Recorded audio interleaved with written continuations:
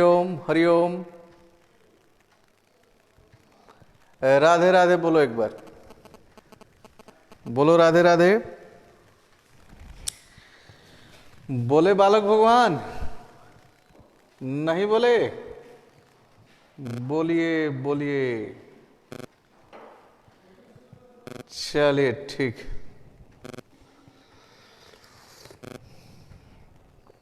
आज competitive lecture है, lecture 3 है। लिखा भी है मैंने बोर्ड पर, देखो लिख दिया पहले से। लंबा लंबा क्लास हो जा रहा है, 1 घंटा से अधिक का हो जा रहा है, इसलिए इसको मैंने सोचा कि पहले से कुछ लिख देंगे तो थोड़ा छोटा हो जाएगा।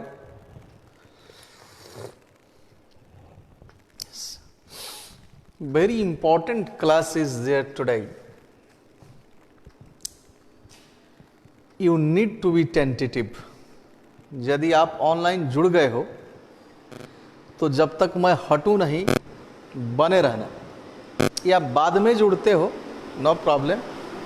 तो इस क्लास को निश्चित रूप से कॉपी पेन लेकर बैठना और पूरा का पूरा लिखना, लिखकर उसको याद करने का प्रयास करना है। You have to make practice with. मैंने उन चीज़ों को निकाला है जिससे आपका कॉम्पिटिटिव एग्ज़ाम, चाहे वो एयरफोर्स का हो, नेवी हो, एसएससी हो, बैंक हो, पीओ हो, सीजीएल हो, lots of exams are there in which you have to appear. ये सारे एग्जाम आपके बड़ी आसान हो जाएंगे, लेकिन थोड़ा टेंटेटिव रहिए, केयरफुल रहिए और वर्क करिए। वर्क नहीं करिएगा तब नहीं होगा। अब देखो बोर्ड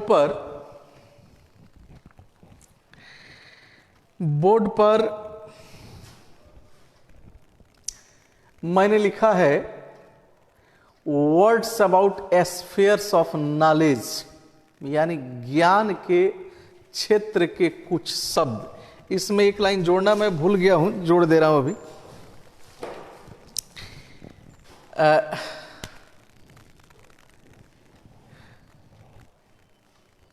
एंडिंग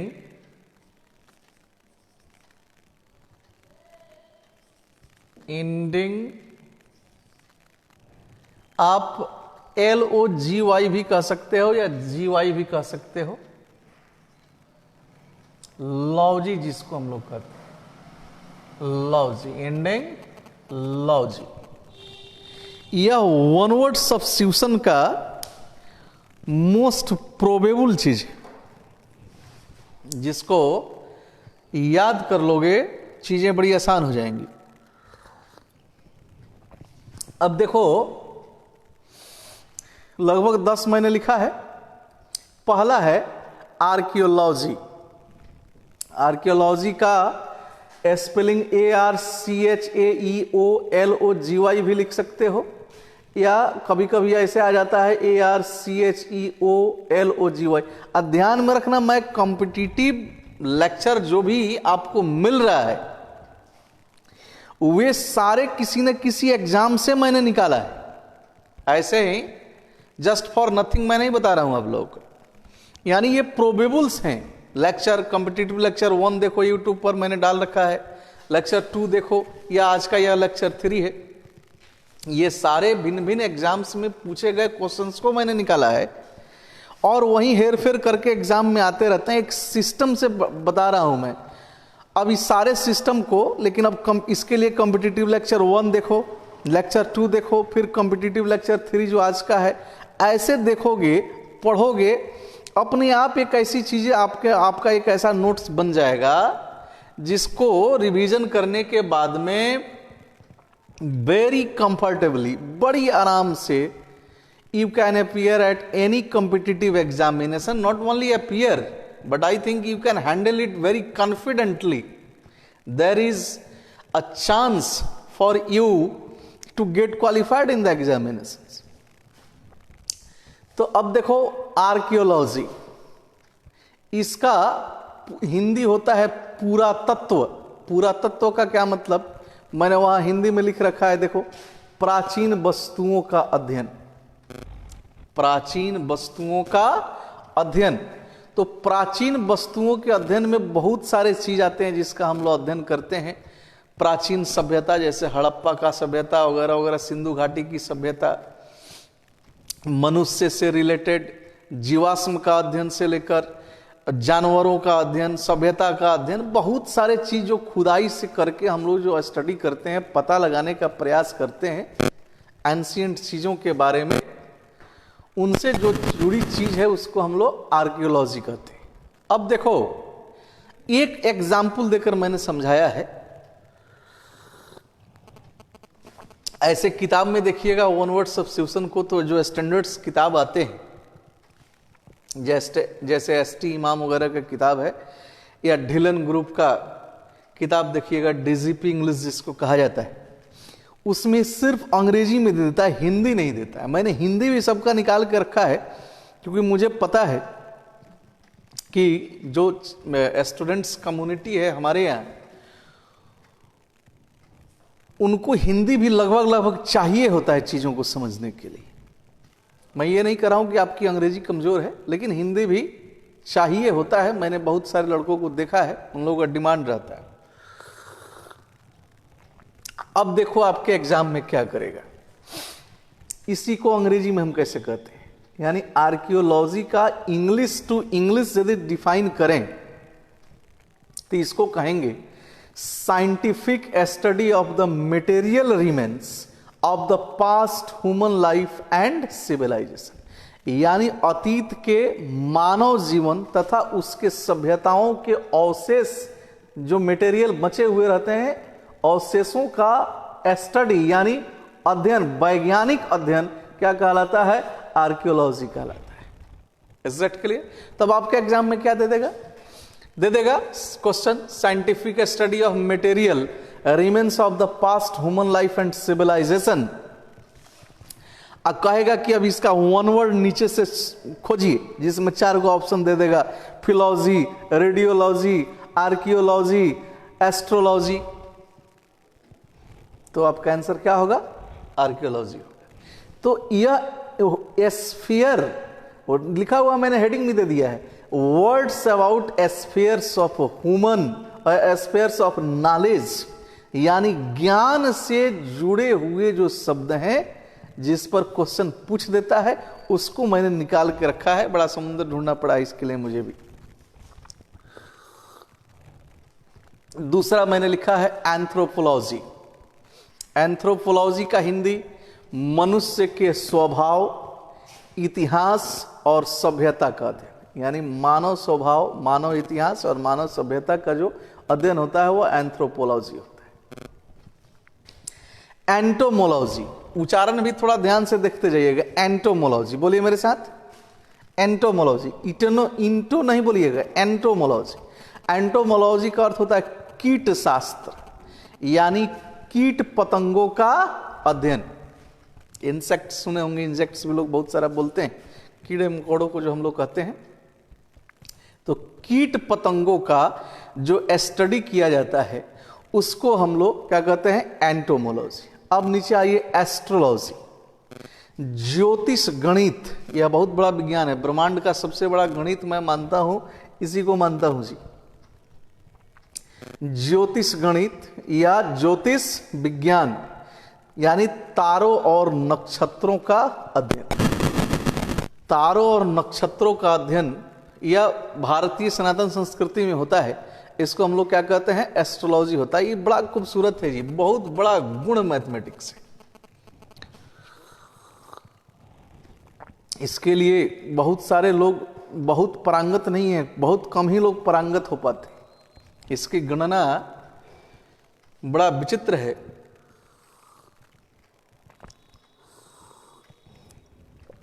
एक से एक हमारे भारतवर्ष में विद्वान हुए हैं लोग, जिन लोगों ने बहुत सैकड़ों वर्ष पहले गणनाएं करके बहुत सारी चीजों को बता दी हैं। हनुमान चालीसा आप लोगों में से कुछ लोग पढ़े होंगे, उसमें देखिएगा एक जगह सूर्य की दूरी बताने का प्रयास किए हैं हमारे तुलसीदास जी। जुग सहस्त्र जोजन पर भानु, लिल्योताहि मधुर फल जान। जुग, सहस्त्र, योजन पर भानु। भानु माने सूरज, सहस्त्र, योजन और जुग में गुना करके निकालिएगा तो विज्ञान जितना आज एग्जैक्ट दूरी बताता है उतना ही दूरी बताने का उन्होंने प्रयास किया है। खैर उसको छोड़िए। We are now concerned with our subject and that is competitive study. We are trying to know some words related to spheres of knowledge. तो एस्ट्रोलॉजी आप समझ गए, तारों और नक्षत्रों का जो अध्ययन होता है that is called astrology and next one is sociology। Sociology भी इसको आप लोग कहते होंगे। तो सोशलॉजी देखो यहां समाज शास्त्र, it's very easy and you know you may have heard it several times. आप इस वर्ड को बहुत बार सुने होंगे, नथिंग टू वरी अबाउट, आप इसको जानते भी होंगे। इसको मैंने थोड़ा डिटेल किया है। मनुष्य समाज के उद्गम और विकास यानी सामाजिक उद्गम और विकास का जो अध्ययन होता है उस अध्ययन को हम लोग सोशलॉजी कहते हैं। आप अंडर मैट्रिक भी पढ़े होंगे, समाज शास्त्र कहा जाता है। और उसके बाद मैट्रिक के बाद जब जाते हो तो यह तो एक सब्जेक्ट ही बन जाता है आपके लिए। नेक्स्ट है जियोलॉजी, भूगर्भ शास्त्र, यानी पृथ्वी के आंतरिक बनावट का अध्ययन। आंतरिक बनावट का जो अध्ययन होता है उसको हम लोग जियोलॉजी कहते हैं, भूगर्भ शास्त्र कहते हैं। नेक्स्ट है इटीमोलॉजी। इटीमोलॉजी तो आप बहुत बार सुने होंगे, अब थोड़ा ध्यान दीजिएगा। इटीमोलॉजी को भाषा विज्ञान कहा जाता है। इसको आप लोग शब्द विचार करके जानते होंगे, अर्थात शब्दों के व्युत्पत्ति के अभ्यास का अध्ययन। शब्द कैसे बने, चूंकि बोलने में ध्यान में रखिएगा जो लैंग्वेज होता है, any language of the world whatsoever you read, speak और write, any language of the world starts from letter. तो अब यदि हम उसको ऐसे देखें, थोड़ा ध्यान से सुन लीजिएगा कि भाषा बनता कैसे है। तो लंबी प्रक्रिया, बहुत सारा लंबा इस पर लेक्चर होगा मेरा, उतना लंबा में नहीं जाएंगे हम। आप थोड़ा सा सोचो, letter plus letter plus letter plus letter, यानी अक्षर से मिलकर क्या बनते हैं, शब्द। शब्दों से मिलकर क्या बनते हैं, सेंटेंस। कई सेंटेंस जब बन जाते हैं तो अपने आप क्या हो गया, भाषा हो गया। Right now whatever I am telling you और whatever I am speaking just a language and means I am speaking sentences. मैं जो भी अभी बोल रहा हूं, क्या बोल रहा हूं, सेंटेंस बोल रहा हूं। और यही सेंटेंस, जैसे ही हम सेंटेंस पर पहुंचते हैं, whenever we reach sentence that turns into a language. जैसे ही हम सेंटेंस पर पहुंचते हैं वह क्या बन जाता है, भाषा बन जाता है। तो भाषा और सेंटेंस लगभग बराबर है।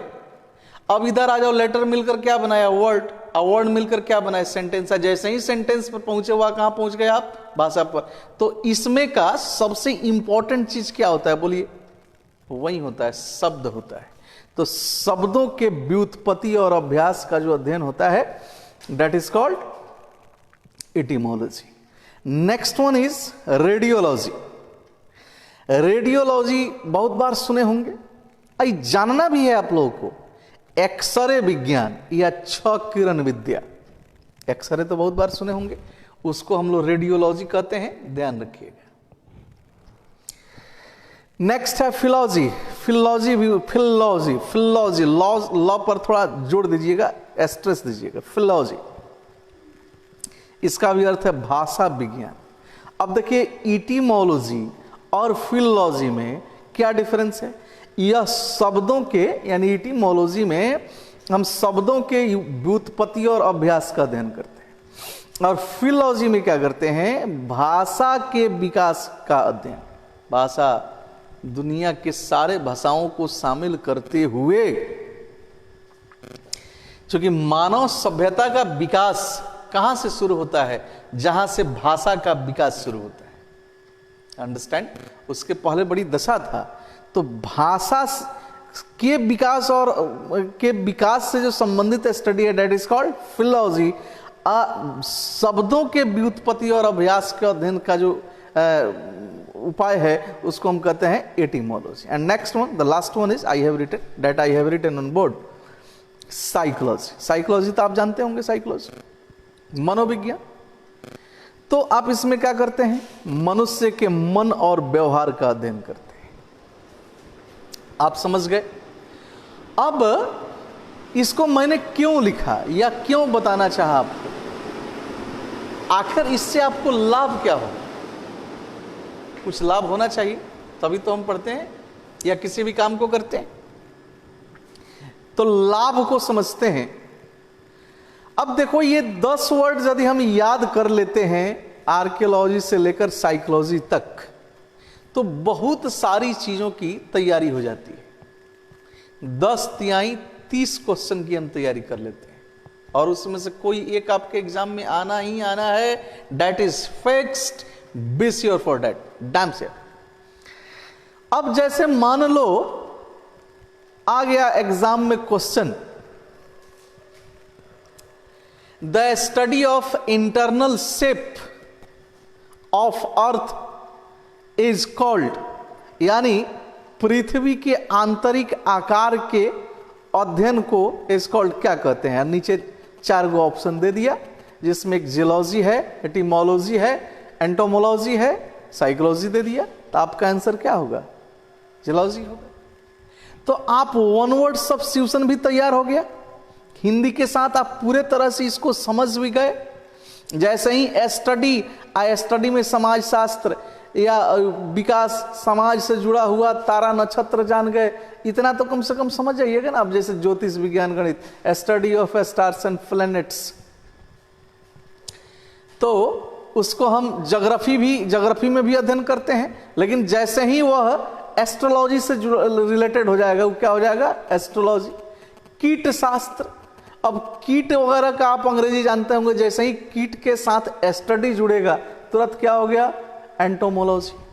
तो एक तो आपका वन वर्ड सब्स्टिट्यूशन तैयार हो जाता है इसके जरिए। दूसरा लाभ जिसको समझिए, ये अब जैसे देखो, एक्सरे कहीं जाते हो आप कराने, तो उसको स्टैंडर्ड भाषा में रेडियोलॉजिस्ट कहा जाता है। याद करिए, क्या कहा जाता है? रेडियोलॉजिस्ट। अब इसी में हाई जी देख रहे हो, अब इस जी के बाद यदि आईएसटी जोड़ दिया गया तो वह किसी ऐसे व्यक्ति को सूचित करेगा, रेफर करेगा, जो वह उस काम में पारंगत हो, उस काम को करता। जैसे फार्माकोलॉजी, अभी तो हम 10 ही लिखे हैं, और भी आएगा, समझा रहे। फार्माकोलॉजी, और एक और वर्ड सुने होंगे फार्माकोलॉजिस्ट। तो फार्मा दवा से रिलेटेड। अब दवा, औषधि विज्ञान का जो अध्ययन है वह फार्माकोलॉजी हो गया, या एक कोर्स भी होता है, आप सुने होंगे। और औषध विज्ञान को जो जानने वाला व्यक्ति हो गया, जो उसका स्टडी कर चुका है, उसमें पारंगत है, जानता है, उसको क्या कहते हैं? फार्माकोलॉजिस्ट। उसी तरह से आप साइकोलॉजिस्ट सुने हैं कि नहीं सुने हैं? सुने होंगे ना। तो इन 10 वर्डों को यदि आप जानते हैं तो 10 और वर्ड आपका तैयार हो जाता है। कितना हो गया? 20। अब प्लस 10 इसका वन वर्ड सब्स्टिट्यूशन, कितना होता है? 30। ऐसे स्टडी किया जाता है। स्टडी रट के करना चाहिएगा तो बड़ा मुश्किल है, नहीं कर पाइएगा।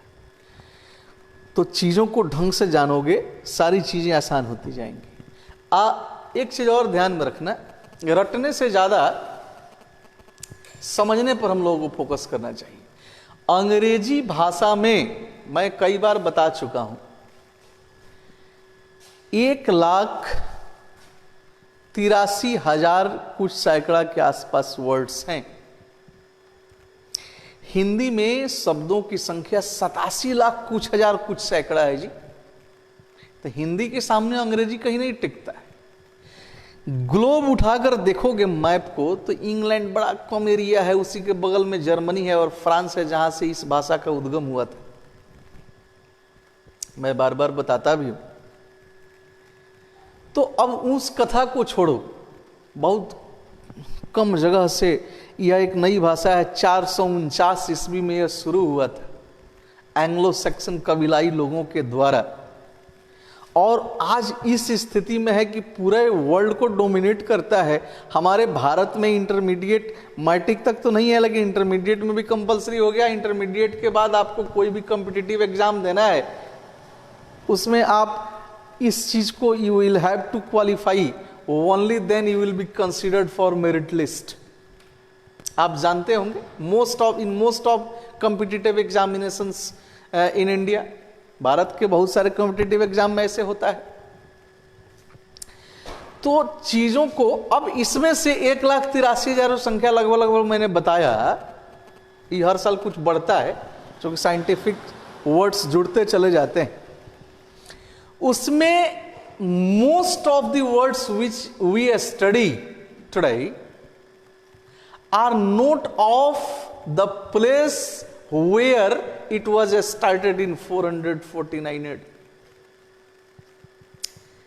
उसमें से बहुत सारे वर्ड जो आप पढ़ते हो, हम बोलते हो, लिखते हो, वे उस जगह के हैं ही नहीं जहां यह भाषा शुरू हुई थी। बहुत सारे शब्दों को बोरो किया गया, बोरो करके लाया गया, जिसमें फ्रेंच वर्ड्स हैं, लैटिन वर्ड्स हैं, ग्रीक वर्ड्स हैं, इटली से कुछ शब्द लिए गए हैं, अरब से लिए गए हैं, हमारे इंडियन ओरिजिन के बहुत सारे वर्ड्स हैं, ऐसे बहुत सारे वर्ड्स। अब जैसे केमिस्ट्री में, अरे केमिस्ट्री मैं कहता हूं, आप लोग केमिस्ट्री ही कहना, नहीं इसको खाने लो। आवाज ठीक ठाक आ रहा है जी? ठीक। सबको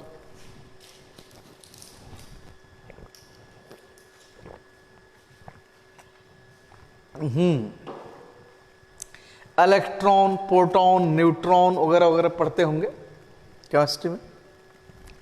ये सारे आपको सर बताते होंगे लैटिन ओरिजिन वर्ड से। साइंस सिंसिया से बना, आप सुने होंगे। वैसे ही कंप्यूटर ग्रीक भाषा के कंप्यूट से बना। नाउन के बारे में मैंने बताया था आपको, ये दो भाषाओं का संयुक्त, दोनों वर्ड्स का संयुक्त रूप है नाउन। नोमेन और ओनोमा से बना था, इसमें ग्रीक और लैटिन दोनों शामिल है। बालकनी घर में होता है, यह इटली का शब्द है। बाइंडेड सुने होंगे, इटली का शब्द, बाइंडेड इटली का शब्द है।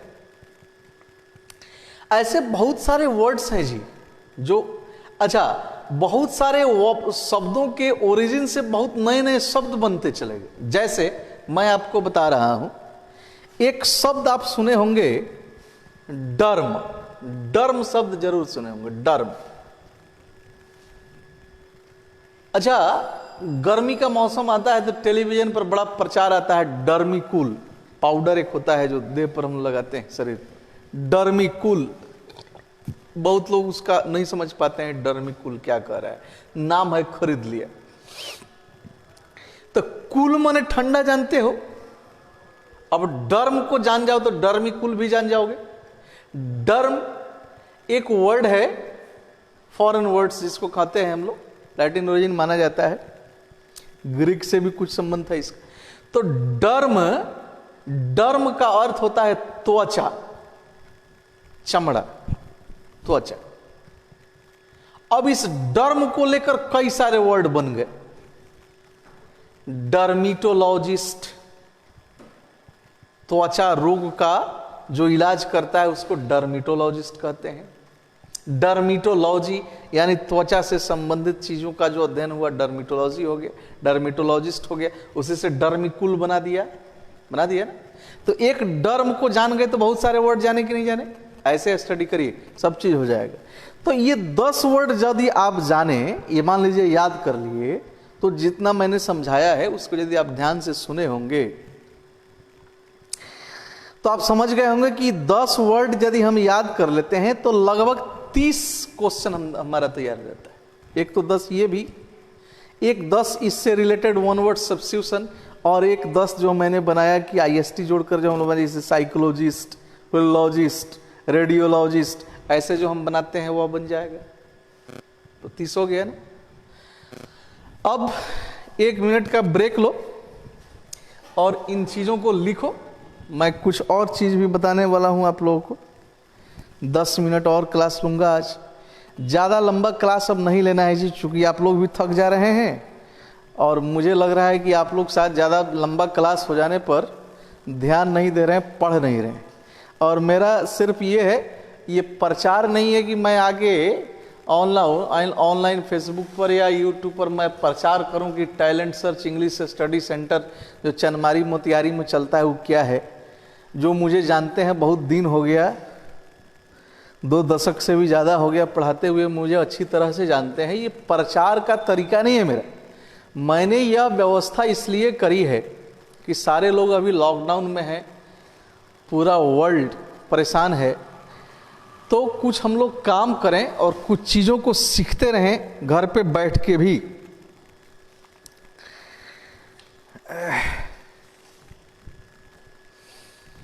अब आइए कुछ और वर्ड्स को बताते हैं।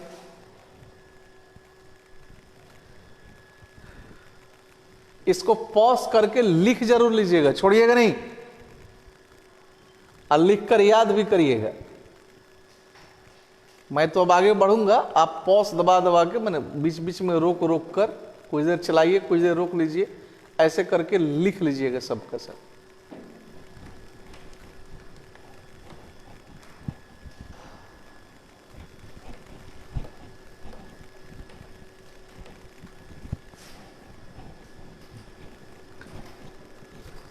कुछ और वर्ड्स हम लोग जानते हैं आज। कहाँ गया?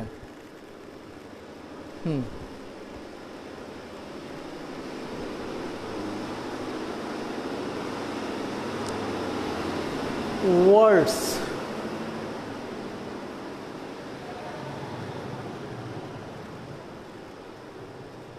About abnormal। एबनॉर्मल जानते हो? असामान्य होता है, असाधारण। तो एबनॉर्मल कंडीशंस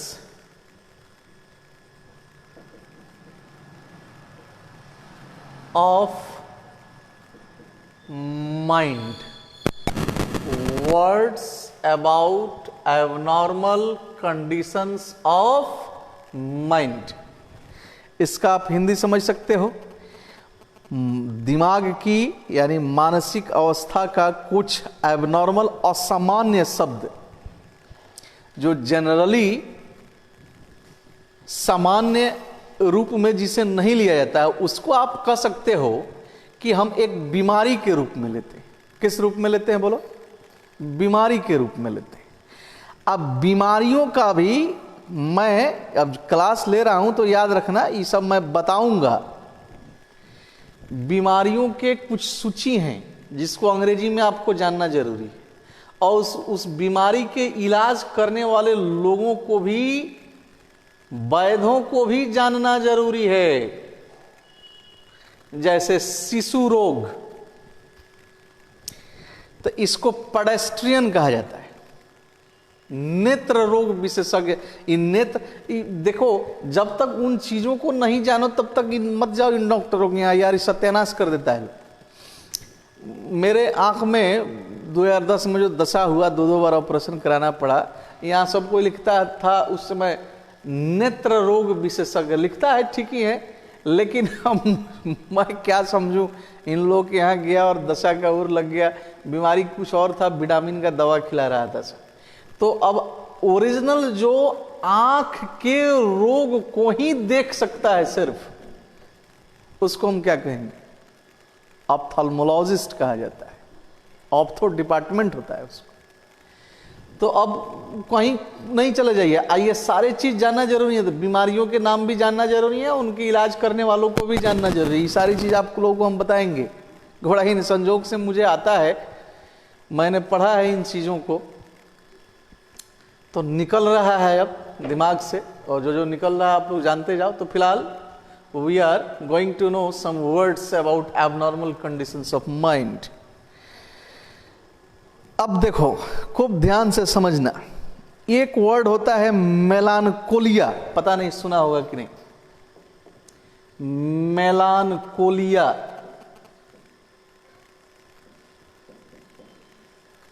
मेलानकोलिया, क्या पढ़ोगे? मेलानकोलिया। इस मेलानकोलिया का क्या अर्थ होता है? दुख या निराशा।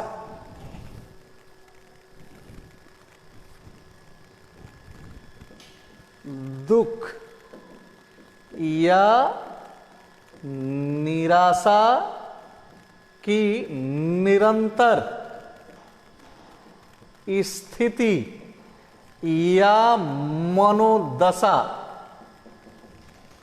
दुख या निराशा की निरंतर स्थिति या मनोदशा। किसी किसी ऐसे लोगों को देखते होंगे जिसके चेहरे पर 12 बजे के अलावे 12 बज के 1 मिनट नहीं होता है कभी।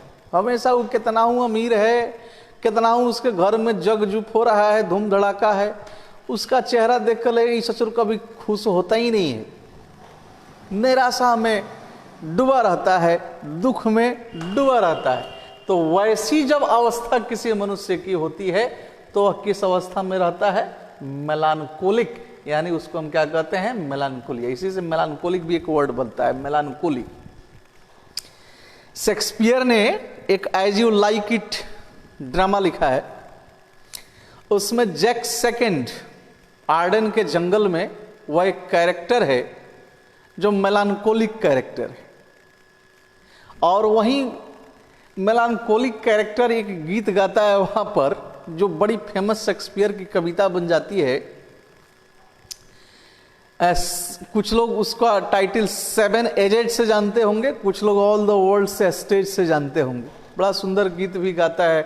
ऑल द वर्ल्ड से stage and all men and women are merely players, they have their in exits and entrances.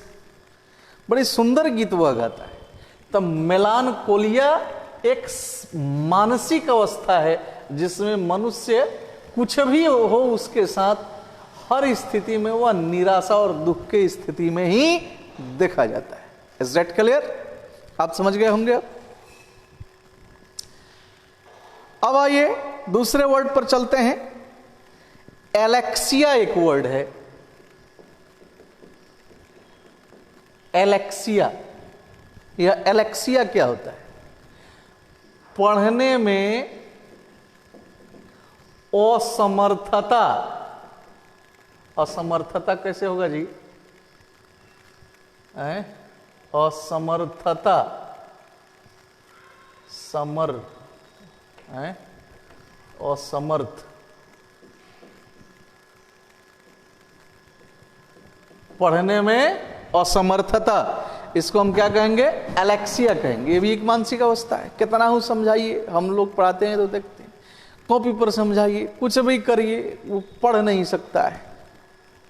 ऐसे 100 में नहीं, मुझे लगता है कि 500-1000 में एक आध बच्चे ऐसे होते होंगे। स्कूल भेज दो तो बहाना करके आ जाएगी, पेट बड़ा दुखाता, बड़ी दर्द हो रहा था, चले आए। ऐसा ऐसा भी लड़के करते हैं। तो एलेक्सिया वह स्थिति बनती है। अब आइए एक और बड़ा बढ़िया वर्ड है, उसको भी जानिए। हिपोकैंड्रिया। हिपोकैंड्राइक एक वर्ड होता है, हिपोकॉन्ड्रिया।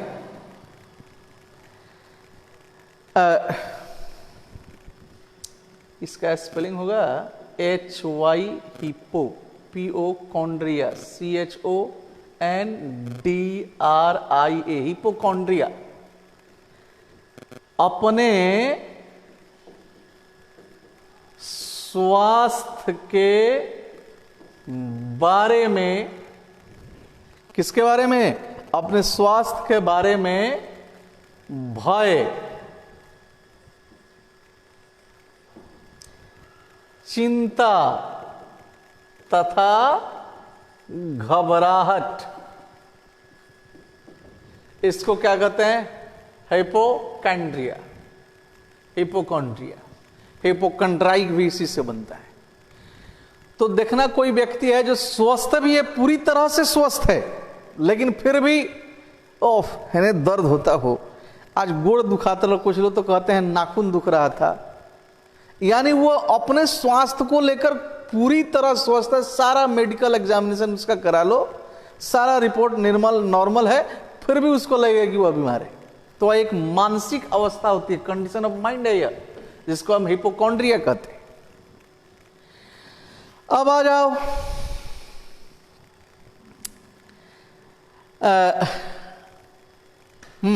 एक और वर्ड है, जानो, उसके बाद क्लास आज समाप्त करेंगे।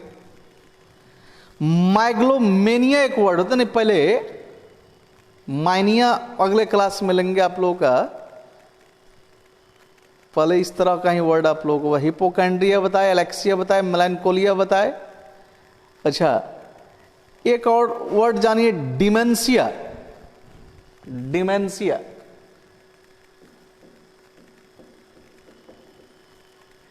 डिमेंशिया क्या होता है? डिमेंशिया देखिए, जब डॉक्टर डायग्नोस करता है बीमारी को, तो ऐसे बहुत सारे वर्ड को लिखता है। जैसे किसी के पैथी पर देखिएगा, प्रेस्क्रिप्शन पर ऊपर डॉक्टर ने लिखा हुआ डायग्नोस करके कि इनको इंसोमानिया है, या किसी को कह देता है कि इसको डिप्सोमेनिया है, किसी को कहता है कि माइग्लोमेनिया है जब साइकोलॉजिस्ट के पास जाया जाता है। तो ऐसे बहुत सारे वर्ड है जिनको जानना बहुत जरूरी है जी। तो डिमेंशिया क्या है? डिमेंशिया यानी when the mental condition of a person goes wrong, that is called dementia. जब किसी व्यक्ति की मनोदशा बिगड़ जाती है, मनोदशा बिगड़ जाना,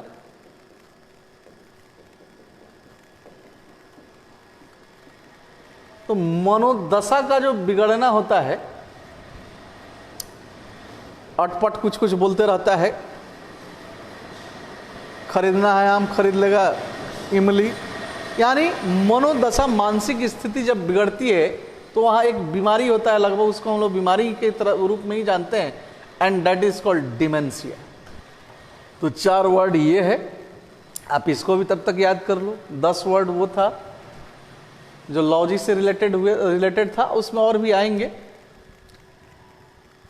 और तब अगले क्लास में, अगला जो कॉम्पिटिटिव लेक्चर 4 होगा, उसमें कुछ और चीजों को बताने के बाद में, अभी इसमें 10 कितना लिखवाए, 4 लिखवाए, 6 अगले क्लास में फिर लिखवाएंगे। उसके बाद कुछ डिजीज का नाम और कुछ डॉक्टर्स के नाम जो उसके एक्सपर्ट है, वह जानना भी आप लोगों के लिए जरूरी है, एग्जाम में बहुत पूछता है। उसके बाद मैंने एक लिस्ट तैयार करी है, आजकल फुर्सत में मैं भी हूं, तो मैं अपना पुराना बहुत सारा डायरी नोटबुक वगैरह देख रहा हूं। कुछ फॉरेन वर्ड्स हैं जिसको लोन कहा जाता है, अंग्रेजी भाषा में उधार है, ऐसा उधार लिए अंग्रेज की, उसको वापस नहीं किए। खैर, कुछ लोन्स है, फॉरेन वर्ड्स हैं, जैसे एनो डोमिनी, एडी जिसको कहा जाता है, ईसा मसीह के जन्म के पहले के समय को एडी, एनो डोमिनी कहा जाता है। एएम सुने होंगे, एंटी मेरिडियम, ये सारे फॉरेन वर्ड्स हैं। पीएम सुने होंगे, पोस्ट मेरिडियम। इजी आप लोग लिखते हैं बार बार, एग्जाम्पली ग्रेसिया, ये सारे फॉरेन वर्ड्स हैं जी। प्राइमा फेसी आजकल खूब सुनते होंगे, अल्फा एंड ओमेगा सुनते होंगे। अब ये मत समझ लीजिए कि हम मैथ पढ़ाने चल दिए। अल्फा एंड ओमेगा का अर्थ होता है बिगिनिंग एंड एंड, यानी शुरुआत और अंत। टेटे टेटे सुने होंगे। RSVP किसी किसी निमंत्रण पत्र के नीचे लिखा रहता है। इस RSVP फ्रेंच वर्ड है, इसका फुल फॉर्म भी और इसका अर्थ क्या हुआ, भी से भीस, ये सारे चीज भी हैं। कुछ स्लैंग हैं। स्लैंग क्या होता है, इसको हम डिटेल बताएंगे भी आप लोग। यानी कुछ ऐसे वर्ड्स हैं जिसका प्रयोग स्टैंडर्ड इंग्लिश में मान्य नहीं है, लेकिन बोलचाल के भाषा में कुछ खास वर्ग के लोगों के द्वारा खूब किया जाता है, आमतौर पर होता है। उन चीजों को स्लैंग के रूप में जाना जाता है और बहुत सारे लोग उसका प्रयोग भी करते हैं। आप लोग बहुत सारा चीज उसमें का सुने भी होंगे। जैसे बात बात में हम लोग किसी को बोल देते हैं बड़ा हुड आदमी है, बोलते हो वैसे कि नहीं बोलते? बोलो, हुड सुना है कि नहीं सुना है? बड़ा हुड आदमी है। तो ये हुड का अर्थ क्या होता है? आपका देखो हुड आदमी है, सेंस क्या होता है आपका वहां? हुड का मतलब कि खराब आदमी है, क्रिमिनल माइंडेड है, लफुआ है, इस तरह का सेंस होता है। तो अब ये हुड एक स्लैंग है वैसे बहुत सारे हैं जी। अरे इसका ढक्कन कहाँ गया? बूझ हाउंड, किसी पियक्कड़ को देखते हैं तो हम लोग बूझ हाउंड कह देते हैं। बदमाश लड़का है उसको ब्रूनो कह दिया। तो ऐसे बहुत सारे हैं।